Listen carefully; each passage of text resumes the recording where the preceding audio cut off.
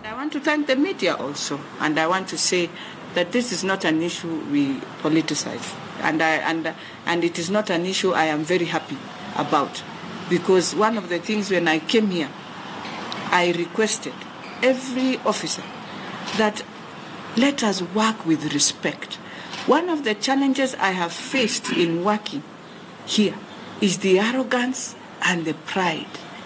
And I want to tell Kenyans, when you are given a civil servant office, a service office, you cannot work with pride and arrogance. You cannot be that dumb to have an impunity that nobody understands why.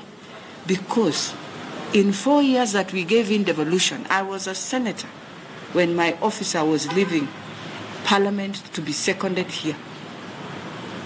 You cannot now come and change all of a sudden and become what you were never. It is wrong.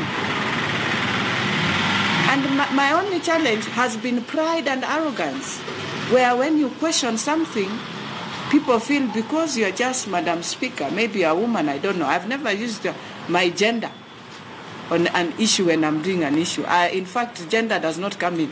It is you've been given an office, run the office without looking you're a woman. But you know, we still have the culture of impunity where people look at you and think, because you're a woman, you will... I want to tell everyone, we run offices because of, at that time, that season, that is when God has said, you are here. You either do the right thing, or as my president always says, if you can't, you move. And if we are supporting the president on the issue of corruption, and it is not just only the books, there were many other issues, and that is still under investigation. There were even the issue of when you are a good person, then you follow even the procedure of you yourself being employed. But you can't come with arrogance, go and resign from your employer in August 2017. You can't even present your letter of resignation and say, I have resigned.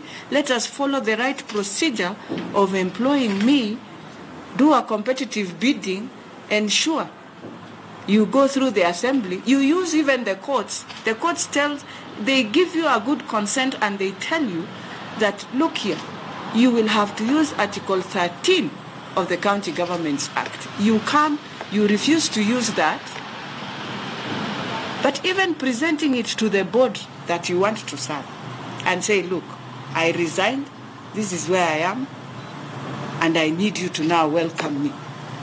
You come, you do with arrogance, and you keep quiet, and you find it is an issue.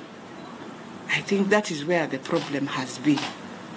And I think going forward, we are going to follow procedures in the County Assembly of Nairobi. I did not come to fight, no. I came, we follow procedures, we follow what the law says, and we will be good in everything.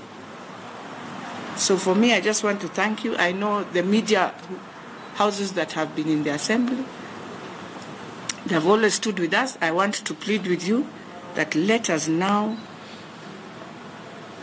stop the politicization that we have, and let us just move on. As we want a county assembly where we respect each other, my biggest agenda is to work for the county assembly members.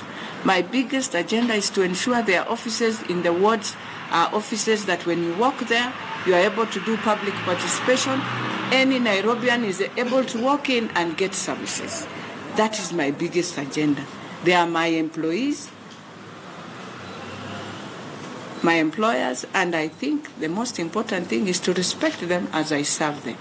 And therefore, for me and the staff of Nairobi County, we are going to serve our waheshimiwas with dignity, and we will want them to also respect, and we will respect.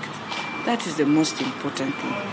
So for the rest, I think going forward, the Auditor General will come in to help us so that he can give us a risk assessment report that assists that we will never go back to this. We will never find ourselves with these small issues that the internal auditor had raised in his report, that we are able to assist each other, because some of these things if you follow what the Auditor General is telling you and the internal auditor, you'll find you have clean reports in handling most of the things that we have.